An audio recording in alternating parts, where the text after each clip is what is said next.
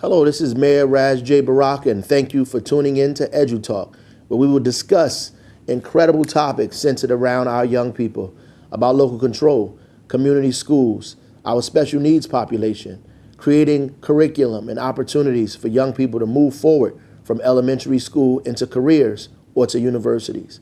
It is the opportunity for us to discuss our young people's creativity, their imagination, their ability to move our city forward. We need them in Newark, and we need the best educated, the most well-trained, incredibly courageous and imaginative young people coming out of our school system. And this show gives us an opportunity to engage those topics. Again, thank you for watching. God bless.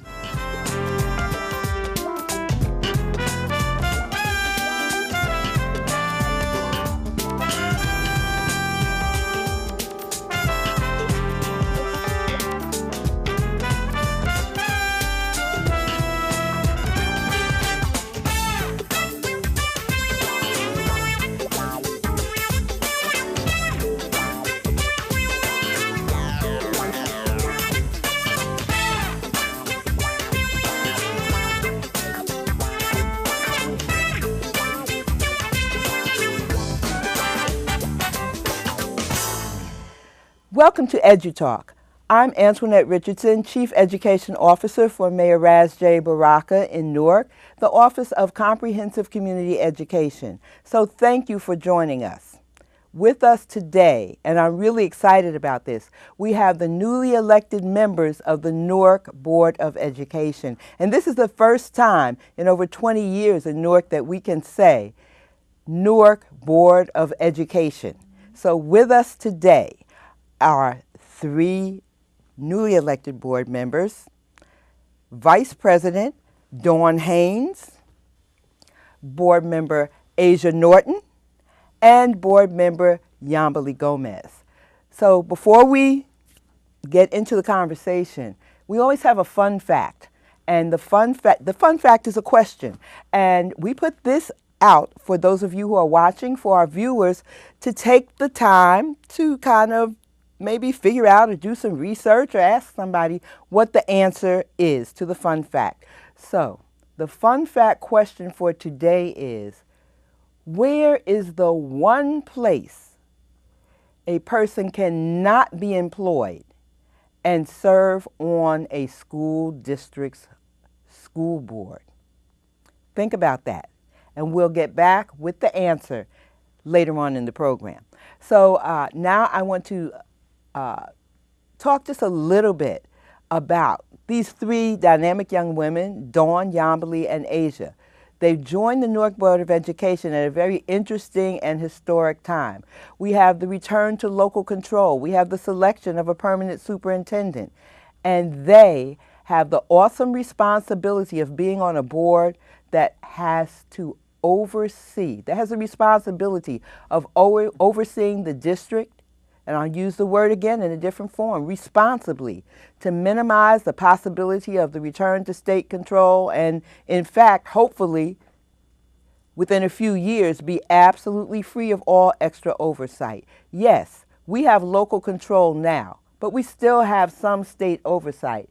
And these young ladies, along with the other 6 members of the board, have, again, that awesome responsibility of making sure that the district does what it's supposed to do, moves in the right direction so that we can maintain the status that has taken so long for us to achieve. So all 3 are newcomers to the board, okay? None of you have been on the school board before, right? All newcomers to the board.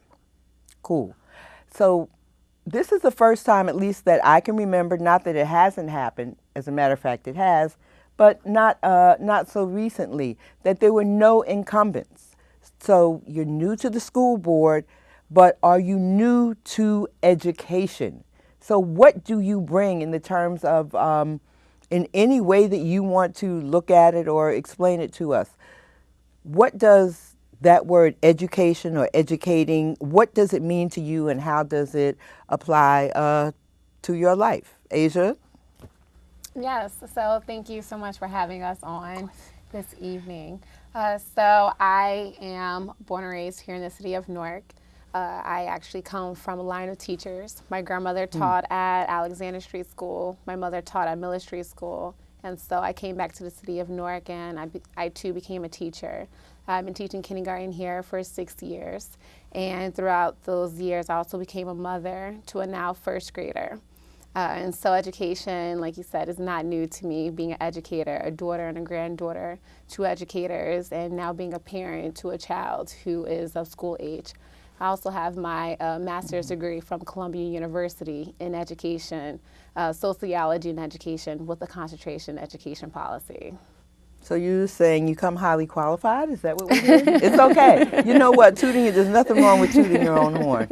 Absolutely. Yambali? So, I mean, education is everything for my family. You know, I'm first generation American in this country. Both my parents come, you know, from 2 different countries in Latin America. And, you know, on my mother's side, nobody finished, you know, probably, you know, very few finished high school. And, you know, I was the first one in my family to actually graduate with a bachelor's degree on that side of the family, you know. And that broke, you know, cycles of, you know, of just, you know, miseducation, ignorance, and poverty within my own family and, you know, within a larger community that I'm part of. So, you know, education for me has broken a lot of barriers. And on my father's side, my father was a teacher for 32 years, a math professor. Okay. So, you know, he fought so hard for me to be bilingual. You know, for me to read and write in Spanish and in English correctly, for me to get a quality education, and because of that, I'm here today with you. Great. And I know we've talked before, and you told me a little bit about the work that you do during the day and that you have done, and I just thought that there was an element of teaching in your work with the community. Definitely. So the reason that I got involved, so I work for Councilman Eddie Osborne. I'm a legislative aide, and the reason I got first involved in politics, I wasn't going to get involved, honestly. I was a community organizer. And the reason I got involved was because I was really passionate about educating my community, especially about things that they didn't know were going on, you know. And I thought it was a big responsibility for me. It was ingrained for me since childhood how important voting was and how important it is to educate people about what's going on in their community. So from that passion, you know, I became an organizer. You know, my mom is a labor organizer. She also has this element of teaching workers what their rights are. You know, I grew up, my mom was a single mother, and I grew up like riding with her all over the state of New Jersey. You know, going to worker meetings, you know, talking to workers, making sure they know their rights, you know, if their bosses are taking advantage of them. And, you know, from both sides, you know, from my parents' side, I have that passion, and it translated to the work that I do now. Thank you very much. And Dawn? Let's go. So my educational background has a lot to do with community organizing and being involved in the community. From the age of 17 until I left for the military, I worked in one of the only Black-owned bookstores, so I was exposed to so many different vast things as far as educating and the things that are going on in our community, and just knowing how important those things were. I'm a mother of 3, and from the moment I knew that I was expecting a daughter or expecting a child, married, young, I knew that education was the most important thing. So I was a part of every PTO I could be a part of. I even did a bid on the board for Essex County College Early Childhood Development. And then with community organizing with the Newark Anti-Violence Coalition, some of our demands were based around education. You said that a little quickly. They may have caught it. Newark Anti-Violence Coalition. The Newark Anti-Violence Coalition, yes. It's a community organization that's been in existence for about 9 years, and it started with Mayor Baraka, at the time was a councilman, and he made a few phone calls for people who were like-minded and very tired of the violence that was going on in the community to come together. So there I was introduced to a whole nother level of the importance of community engagement and being involved on not just my internal household, but outside of that, within my community. One of our main demands was to instate the Homicide Act inside of our public schools, and just knowing how important knowledge of self is, and knowing what I'm teaching my children and things that they're learning in school, and then recorrecting some of the things that they were learning in school. I see how important, education is all around the board, and how I want for myself, what I want for my children, and what I want for all the children in my community, because ultimately they will be here in our city, and we have to guide and teach them all. So it's very important that we're involved as much as possible. Thank you. So, thank you. Dawn, you and I have talked before, and I said, Dawn, you're on the board. You can't just be about Harriet Tubman School because you're the PTA president. I said, you're about the whole city. But you got to give that shout out to your Harriet Tubman people or you might be in trouble, right? Absolutely. Yeah, Harriet Tubman, it had a blue ribbon status, and we're just trying to get it back there. And as a PTO president, I'm glad to say I was able to see things that needed to be done in that environment, and it kind of motivated me for the run for school board, because there are things that need to be advocated for our children at a higher level that perhaps, haven't been exactly noted. But that's all good. Yes, that's wonderful. And so now I want to move to talking about really being on the school board as new school board members.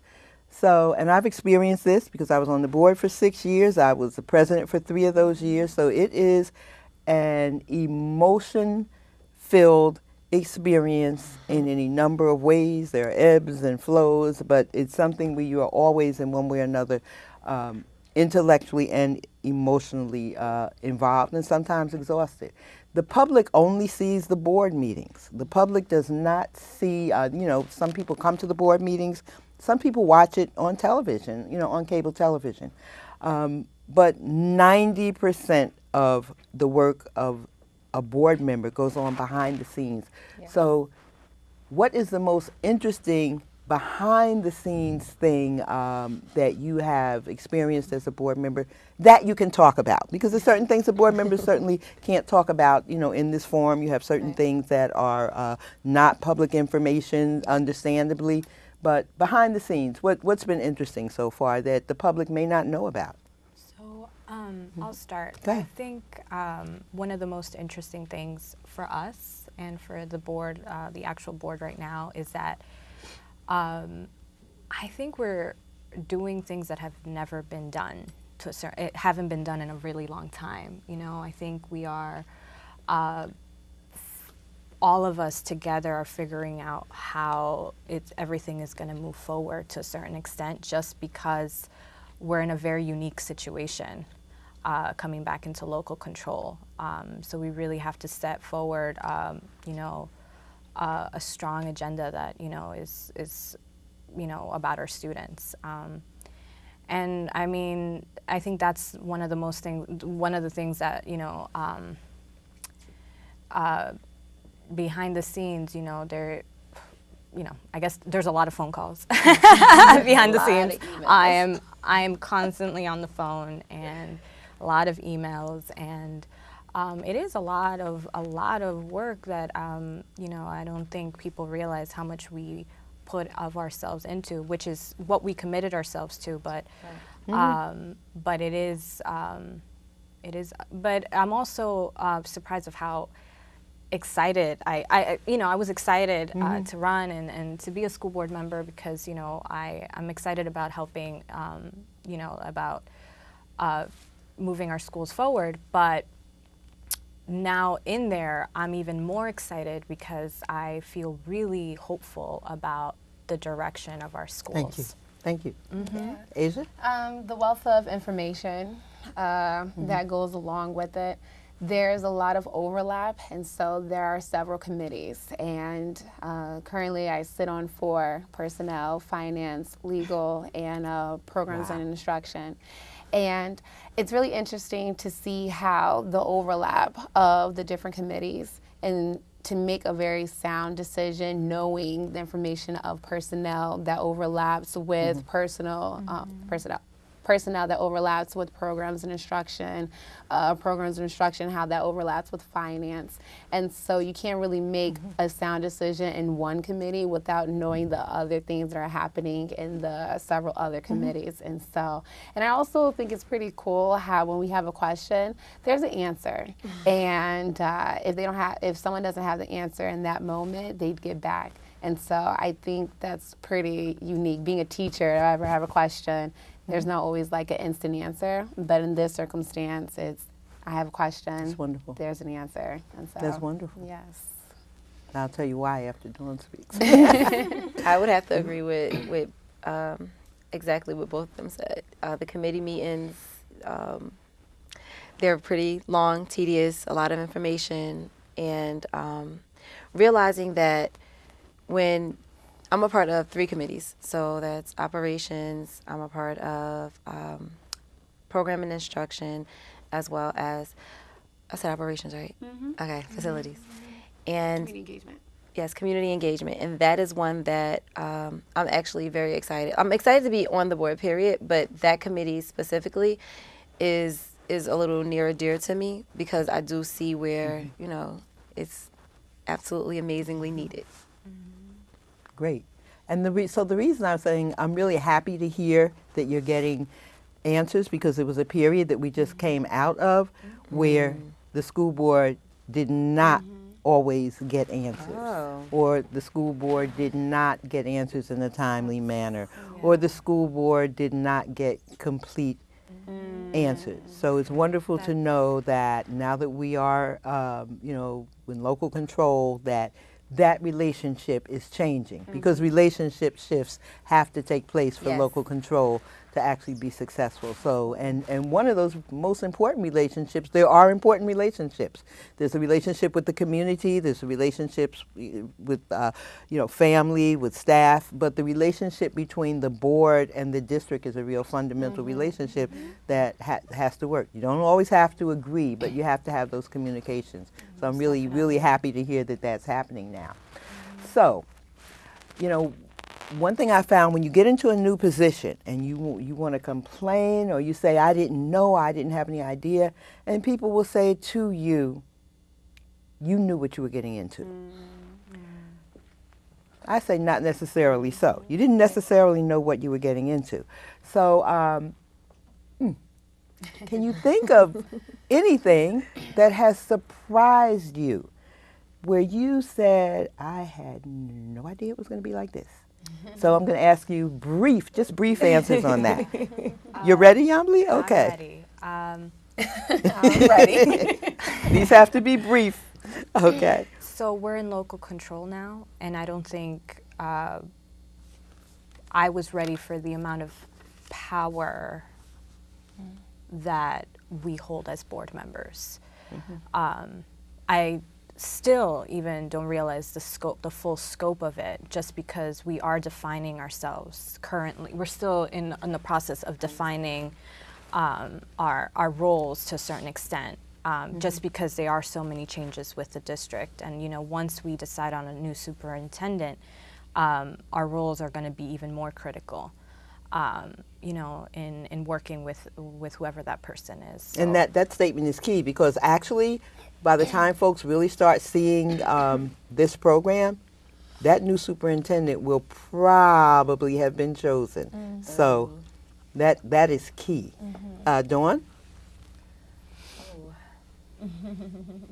I mean, if you're not surprised by anything, that's okay. The amount of meetings and the amount of emails and the just the whole scheduling, that kind of surprised me. Like, I know I would see Marquise everywhere, I would see Dashe everywhere, but just to be in the place now. The time commitment, it's a lot. It's a lot. Yes. So having a background as an educator, so being on programs and instruction, it's like, okay, I understand what all these numbers mean, et cetera. One thing that was really interesting was finance and the budget.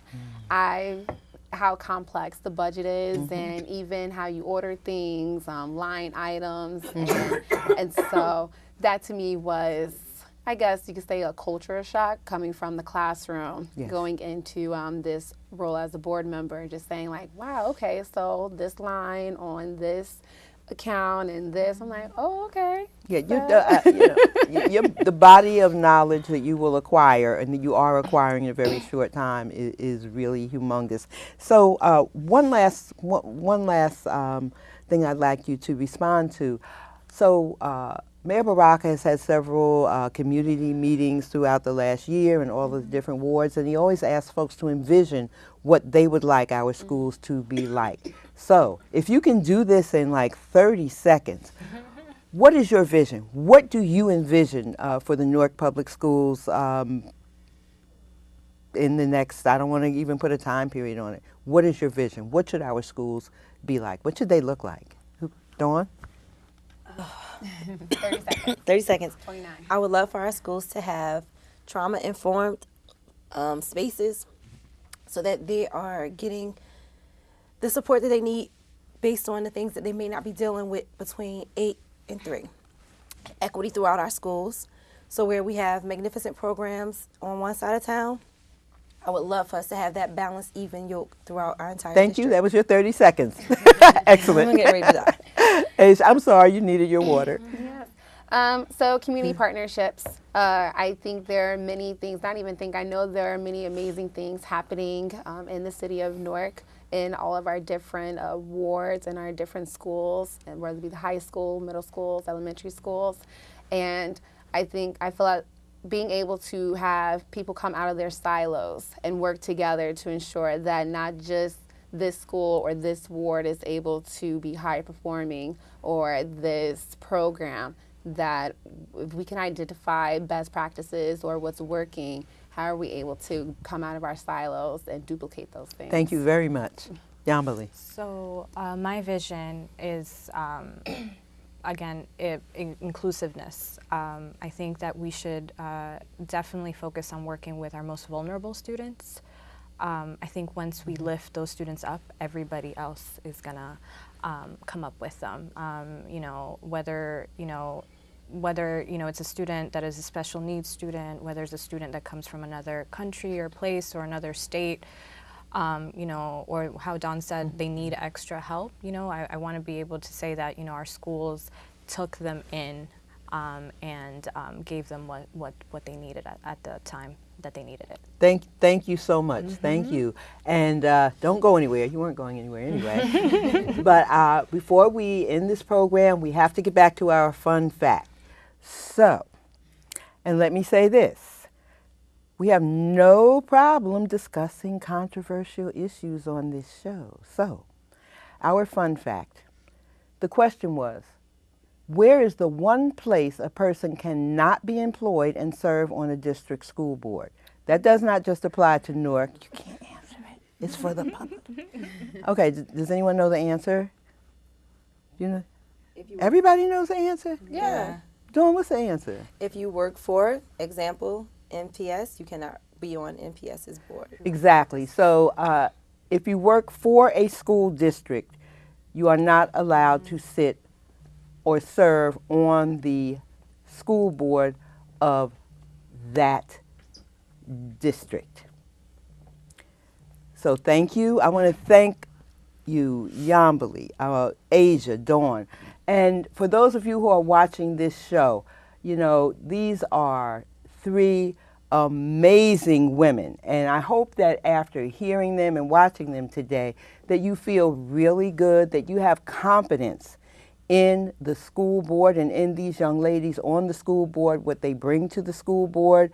You may just, just in glancing visually, you may say, oh, well, it's just 3 young women of color on the board. But as you see, as you listen to them, you see that they bring the diversity of thought and the diversity of experience, yet they really seem to be united on what is important. And what's important for a school board, for individual members, and for the board as a whole is to be focused on students and student learning and improving the district. And I believe that that is what we heard today.